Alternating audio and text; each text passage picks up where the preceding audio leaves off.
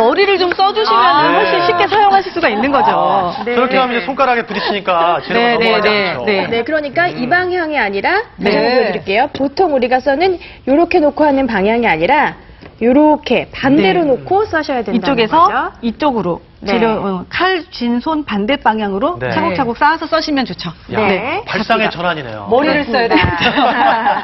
네, 그렇다면 이제 세 번째 책썰기 뭡니까? 고민 살펴볼게요. 예. 세 번째는요. 채 길이가 달라서 맞아. 지저분합니다. 네. 네, 이런 경우 어떻게 할까요? 그렇죠. 만약에 당근으로 뭐 맛있는 잡채 같은 걸 하신다. 그러면 이제 채를 써셔야죠. 그럼 네. 대부분 그 주부님들은 이렇게 가는 쪽부터 도전을 하세요. 왜냐하면 여기가 쉽거든요. 잡기가. 네. 이렇게 하는 것보다 이게 쉽거든요. 네. 자, 이렇게 해서 채를 썰면 네. 자, 어떻게 될까요? 작은 아이도 다르- 있고, 네, 큰 다르죠. 부분도 있고. 여기는 작고 네. 가다 보면 얘는 크고 그러니까. 뭐 형, 네. 형 아우 다 나오죠. 네. 자, 이럴 때는 재료를 적당한 자기가 원하는 길이로 네. 써세요. 위에 좀 썰어주시고, 잘라서. 네. 네. 그리고 아까 이렇게 각을 한번 잡았잖아요. 네. 그리고 이쪽도 역시. 각을 좀 잡아주세요. 어. 그리고 나서 썰기 시작할게요. 이 잘린 면이 직사각형이 되는데요. 이렇게 썰면 네. 그렇게 해서 나중에 채를 썰면 얘는 이제 길이가 길이가 어떻게 될까요? 한번 볼까요? 그러니까 먼저 납작 썰기로 한번 사각형을 만들어주는 거군요. 네. 형 아우들이 아니라 쌍둥이들이 나왔어요. 네, 아주 고르게 예쁘게 썰리죠.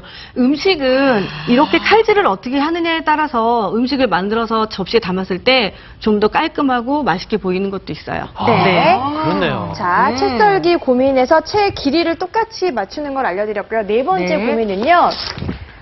이번에도 좀 비슷합니다. 이번엔 두께가 일정하지 않습니다. 네. 이게 더 고민이죠. 이거 제일 힘들 것 같은데. 저건 해결이 잘 안 될 것 같은데. 네, 이건 손 기술이 좋아야 되는 네. 거 아닌가요? 네. 그런데 네. 만약에 이제 채를 썰면은 이제 이렇게 반달 썰기를 먼저 하시잖아요. 네.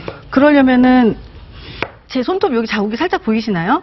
네, 제 보이네요. 자, 보이죠? 네. 제가 그 손톱으로 이쪽 손으로 이 손으로 이 간격을 맞추면서 뒤로 가는 거예요. 네. 그래서 이렇게 저희가 잡고 썰고 밀고 만약에 썰고 넓게 하고 밀고. 싶으면 이렇게 작게 하고 싶으면 이렇게 아. 그렇게 해서 이 검지손으로 자기가 원하는 간격을 맞춰서 나가면 돼요. 네, 한 네. 번 더 위에서 보여드릴게요. 네. 이렇게 네. 손톱으로 이렇게 간격을 잡아놓고 칼을 내리고. 밑으로 내리고 아. 이런 식으로 그러면 굉장히 고르게 네. 나왔죠. 그렇네요. 정말 예뻐요. 자로 잰 듯하게 나왔네요. 네. 그러니까 일정한 두께로 썰려면은 재료를 어떻게 잡느냐가 중요하다는 네, 얘기신 그렇죠. 것 같은데. 근데 그렇죠. 재료는 그렇고 네. 칼은 어떻게 잡는 게 중요해요? 자, 칼을 보통 네. 주부님들이 다 잘 잡으시는 줄 알았어요. 이렇게 잡죠, 네. 이렇게. 다 잡은 줄. 자, 보통 어떻게 잡으셨어요, 현실 씨? 잡았죠, 이렇게 잡으셨더라고요. 보통. 이렇게. 네. 근데 이렇게 잡으시는 게 아니고요.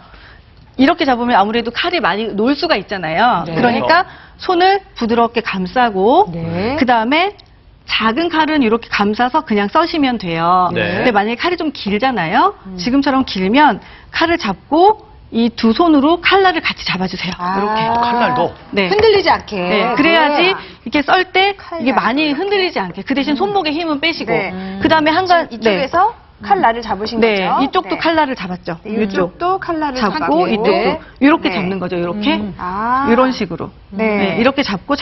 그다음에 또 한 가지는 이게 좀 흔들리지 않았으면 좋겠다 하면 이 손을 이렇게 얹어서 아. 이렇게 하시는 방법도 네. 있어요. 그럼 되게 좀 안정적으로 써요. 칼등에 손가락을 얹고. 이렇게 잡는 법, 이렇게 잡아서 네. 써는 법, 그다음에 칼이 작을 경우에는 그냥 이렇게 잡아서 써는 법. 세 가지가 있겠죠.